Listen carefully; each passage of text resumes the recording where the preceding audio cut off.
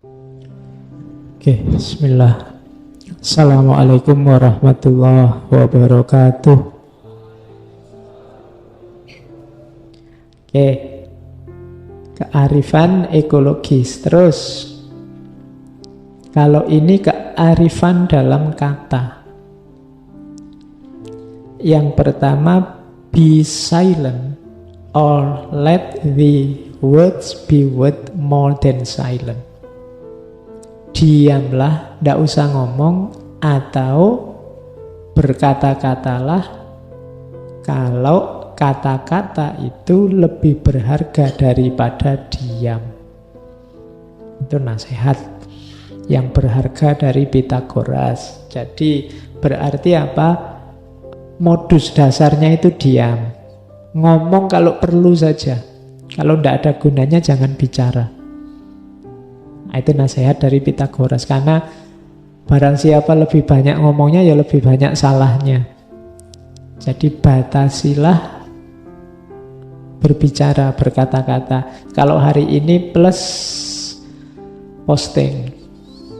Posting itu hitungannya juga ngomong kan, berkata-kata, cuma pakai jempol aja. Ya, jadi itu kan kayak tanda-tanda kiamat itu. Tangan sudah bicara. Loh ya kan, tangan bicara. Nanti sebentar lagi kata kaki yang bicara. Oke, kalau tangan kaki sudah bicara berarti sudah dekat dengan kiamat. Jadi katanya Pitagoras, diamlah. Kalau merasa ingin ngomong, pastikan yang kamu omongkan itu lebih berharga daripada diam. Jadi ini rumus untuk dunia ini tentram. Banyak energi bicara yang keluar, tapi bicara yang berkualitas, bermanfaat hari ini minim. Sehingga kata-kata yang lahir hasilnya adalah nambah masalah, bukan menyelesaikan masalah. Maka pilihlah diam. Kalau memang harus ngomong, pastikan yang kamu ucapkan adalah sesuatu yang lebih berharga daripada diam. Jadi kalau ada temenmu kok ngomong aneh-aneh, bilang saja, alah mbok lebih baik diam. Sama kayak kamu kalau ada temenmu nyanyi falesnya luar biasa, oh kan kamu terus komentarnya, lagumu bagus, cuma lebih bagus lagi kalau kamu tidak nyanyi kan gitu. Jadi diamlah. Kalau memang harus bicara, pastikan kata-katamu ada maknanya. Itu rumus dasar. Kemudian yang kedua, kalau berkata-kata, do not say a little in many words, but a great deal in few. Jangan mengatakan hal kecil dengan banyak kata, banyak kalimat, tapi ungkapkanlah hal besar dengan sedikit kalimat. Jadi jangan cerewet, jangan berlebihan ngomong. Kalau barang kecil butuhnya satu kata, ya ungkapkan saja dengan satu kata. Kadang-kadang tidak imbang. Ngomongnya panjang lebar, maknanya cuma sedikit. Kayak kalian bikin makalah itu loh, 20 halaman. Iya, karepe mau setengah halaman. Diringkes jadi sak paragraf sudah bisa sebenarnya. Skripsi 100-an halaman, intinya cuma 2 halaman. Nah itu dikritik oleh Pitagoras. Kalau bisa ngomong hal-hal besar dengan sedikit kata, dibandingkan ngomong hal kecil dengan banyak kata. Boros energi eman-eman. Jadi itu pedoman kedua untuk berkata-kata. Pedoman ketiga, the oldest shortest words, yes and no, are those which require the most thought. Ini loh, kata-kata itu semakin pendek, semakin memancing orang untuk berpikir. Termasuk kata-kata yang paling pendek, iya dan tidak. Kalau orang ngomong ya itu kan terus lawan bicaramu mikir, ini tadi ya apa toh? Kan gitu. Kamu ngomong panjang-panjang, bla bla bla bla bla bla. Gimana menurut kamu? Ya? ya oke, kan ngono. Kamu terus jawab yang ngono. Kadang-kadang nggak ada ya, yang cuma dikasih jempol itu aja. Iya. Jangan dikira kalau temanmu ngasih jempol itu beneran ngasih jempol, itu cuma males ngomong aja, kamu ngalor ngidul nggak karuan. Jadi justru kalimat pendek, kata-kata ringkas, sampai yang paling ringkas seperti yes or no itu yang lebih merangsang orang untuk berpikir dibandingkan terlalu detail. Jadi latihan berpikir itu tidak dengan boros kata, bisa minim kata tapi memancing akal untuk mengejar maksudnya. Jadi berarti kalau mengajari anak biar dia bisa berpikir bukan dengan cara dideskripsikan panjang lebar, pancing dengan 1-2 kata biar dia bertanya. Ketika dia bertanya berarti akalnya jalan. Kayak kita kalau di kampus itu kan, kalau dosen menjelaskan, Pak saya tidak paham Pak, itu berarti sukses dosennya. Kenapa? Mahasiswanya mau mikir. Ketika dia ngomong tidak paham kan sudah mikir, tidak paham-paham, itu berarti berpikir. Tapi kalau mahasiswanya diem aja, ada yang tanya, tidak ada Pak, sudah. Itu alamat. Ya, jadi tidak mau mikir sama sekali. Justru saya bingung ini Pak, saya tidak paham ini Pak. Berarti dosennya sukses itu. Mahasiswanya mau mikir. Nah, jadi ngomong yang pendek-pendek saja, jangan berlebihan. Syukur-syukur yang bermanfaat, membuat orang berpikir. Dan kalau memang lebih baik diam, diamlah. Oh, kalau kita pakai prinsip ini, mungkin dunia lebih tentram. Hari ini kan sering orang tidak perlu-perlu ngomong terus ngomong. Akhirnya terus jadi masalah, nambah musuh, nambah kubu baru dan macam-macam. Jadi ini nasihatnya Pythagoras untuk kita jangan berkata-kata yang tidak ada gunanya. Pastikan apapun yang kita tulis bermanfaat. Terus self-mastering. Self-mastering itu yang ketiga, hidup kita butuh penguasaan diri. Pertama katanya Pythagoras, no one is free who has not obtained the empire of himself. No man is free who cannot command himself. Tidak ada orang bebas yang tidak bisa menguasai dirinya. Dan tidak ada orang bebas yang tidak bisa memerintah dirinya. Kita kan tiap hari menyatakan saya ingin bebas Pak, saya tidak mau terikat. Sebenarnya kunci orang bebas itu dua, kamu bisa menguasai dirimu dan bisa mengatur dirimu sendiri. Kalau tidak mungkin kamu bebas, pasti kamu diatur. Wong kamu tidak bisa ngatur dirimu sendiri, entah secara langsung entah tidak. Jadi berarti kamu tidak bebas. Untuk bebas itu kamu bisa memerintah dirimu sendiri. Saya bebas kok Pak, saya milih hari-hari ini, saya milih males saja.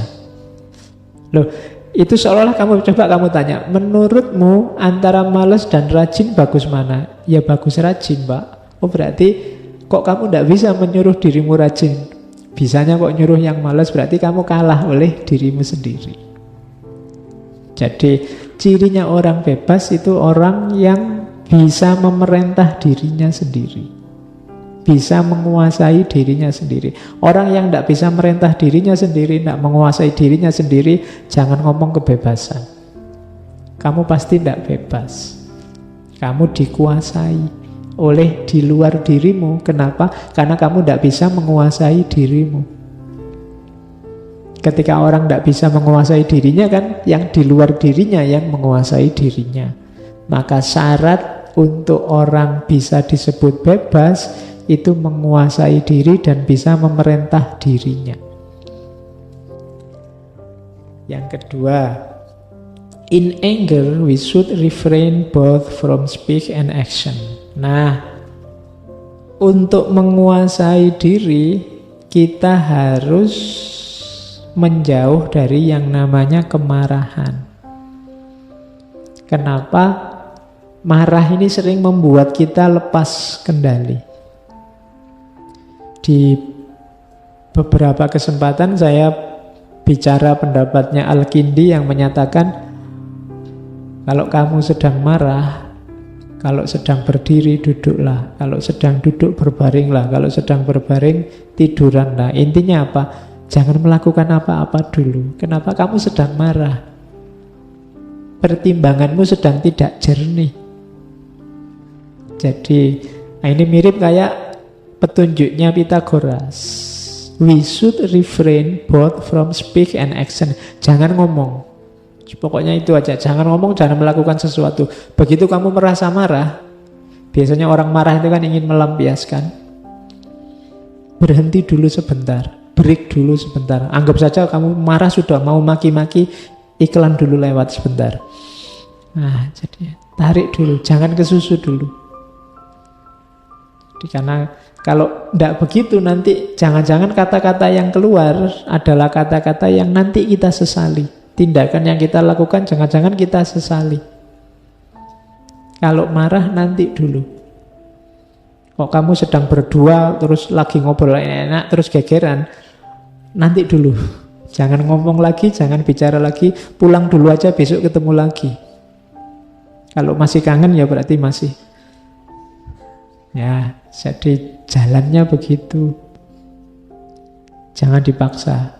Biar kita apa? Tidak rusak penguasaan dirinya. Jadi mundur dulu. Itu rumus kedua. Rumus ketiga. As soon as laws are necessary for men, they are no longer fit for freedom. Begitu orang butuh hukum, maka mereka tidak lagi cocok dengan kebebasan. Ini maksudnya apa? Begitu kamu tidak bisa diatur, orang butuh hukum itu kan orang yang tidak bisa diatur. Kalau orang itu tertib, bisa diatur, orang tidak butuh hukum, wong sudah baik. Tapi hukum ada karena orang tidak bisa diatur. Kalau dirimu adalah orang yang butuh hukum, jadi baik karena patuh diatur oleh hukum, sebenarnya kita bukan orang yang bebas. Cirinya orang bebas berarti apa? Dia bisa mengatur dirinya sendiri, menguasai dirinya seperti yang di atas tadi. Kamu baik tidak karena hukum. Kamu tidak maling bukan karena takut dipenjara. Kamu tidak ngerusak bukan karena takut dikasih sanksi, tapi karena memang kamu bisa menguasai dirimu dan kamu tahu maling, merusak itu jelek dan tidak kamu lakukan. Ini namanya menguasai diri. Bukan karena takut dihukum. Jadi orang yang butuh hukum berarti orang ini sebenarnya tidak bebas. Itu maksudnya itu. Jadi sampailah hidupmu di level kamu tidak butuh hukum. Bukan berarti anarkis. Kan bayangannya orang nanti kalau tidak ada hukum, kuaco ini. Setiap orang sesuka hatinya sendiri. Loh, kalau orang masih sesuka hatinya sendiri, ngerusak-ngerusak macam-macam, berarti dia masih butuh hukum. Dia tidak bisa bebas. Orang bebas itu cirinya menguasai, bisa menata dirinya sendiri. Oke, jadi kita semua levelnya mungkin masih butuh hukum. Kalau sekarang saya bebaskan, kamu bebas ngapain aja, itu mungkin rusak. Besok pulang dari sini mungkin bisa Quran hilang, jam tangan hilang, kemudian hilang, bisa HP hilang. Kita levelnya masih level butuh hukum. Berarti apa? Jangan merasa kamu orang yang bebas. Kamu tidak bebas berarti. Karena begitu kamu butuh hukum, kamu ada di level tidak bebas. Oke. Choose always the way that seem the best, however rough it may be. Custom will soon render it easy and agreeable. Selalu pilihlah jalan yang terbaik, meskipun ini paling keras, paling susah. Custom will soon render. Ada tradisi, kebiasaan akan membuatnya segera jadi mudah dan dipahami. Maksudnya apa? Hidup ini selalu ada pilihan-pilihan. Ambil pilihan paling berat. Paling susah memang, tapi jangan khawatir. Susah itu di awal.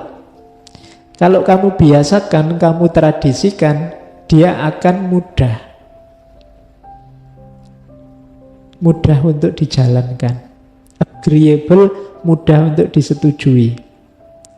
Kadang-kadang jalan itu memang berat. Tapi ambil saja, tidak usah dipasrahkan ke orang lain. Ambil saja. Jangan kayak di film-film itu kan, ngaji itu berat, cukup aku saja, ndak. Ndak apa-apa berat, kamu jalani saja. Kenapa? Lama-lama yang berat akan jadi ringan. Sekarang kamu cermati dalam hidupmu yang menurutmu bagus, tapi kalau dijalankan berat. Kalau pakai tipsnya Pythagoras, jalankan saja. Berat, paksakan saja di awal. Lama-lama terbiasa. Jadi ringan. Pak, saya itu pingin banyak tulisan. Rencana saya mau nulis itu jam 3 habis tahajud sampai subuh. Tapi kok ya rasanya berat ya Pak. Yang berat itu jalani saja. Nanti mungkin dapat sebulan jadi ringan. Awalnya mungkin berat, tapi lama-lama dia jadi ringan. Bahkan mungkin sampai titik ketika kamu ndak bangun, ndak nulis, kamu merasa eman-eman waktunya. Jadi hari ini mungkin ada kebaikan yang kamu lewatkan dengan alasan berat. Coba kamu ulang, jalankanlah. Nanti lama-lama akan terasa ringan. Jadi itu tips dari Pythagoras. Banyak masalah dalam hidup kita karena menunda kebaikan yang sebenarnya sudah bisa kita jalankan. Hanya saja kita agak cengeng, jadi banyak pertimbangan. Akhirnya tidak jalan. Maka jalankanlah apapun itu. Yang skripsinya nggak jadi-jadi, yang tesisnya nggak jalan-jalan, jalanlah. Kamu pasti bisa. Ya, nanti enak. Kamu akan merasakan, oh ternyata enteng ya. Selama ini agak manja saja ternyata. Jadi, ya memang berat. Mungkin begitu kamu pegang laptop, awalnya kamu bingung ini mau nulis apa, diawali dari mana. Jalan saja. Awalnya mungkin dapat 1 baris setiap kali ada laptop, mungkin besok jadi 2 baris, lama-lama 1 paragraf, lama-lama setiap hari bisa 1 halaman. Semester ini skripsimu jadi, tesismu jadi. Nah, lebih enak. Jadi jangan nunggu kepepet. Ya, kalau nunggu kepepet hasilnya tidak maksimal. Jadi apapun itu, target-targetmu yang baik-baik, kamu mulai saja. Berat mungkin tapi lama-lama biasa. Kalau tidak dimulai ya tidak akan ada hasilnya. Itulah diantara kunci self-mastering. Kamu mengalahkan dirimu sendiri, kamu menaklukkan dirimu sendiri. Kalau tidak begini, hidupmu tidak meningkat. Kualitas hidupmu tidak naik-naik. Jalankan saja, nanti yang berat akan terasa ringan. Ada namanya the law of attraction. Law of attraction itu kalau kebaikan yang kamu lakukan, mungkin awalnya berat, belakangan akan terasa ringan karena alam semesta sekelilingmu akan membantumu dengan segala fasilitasnya.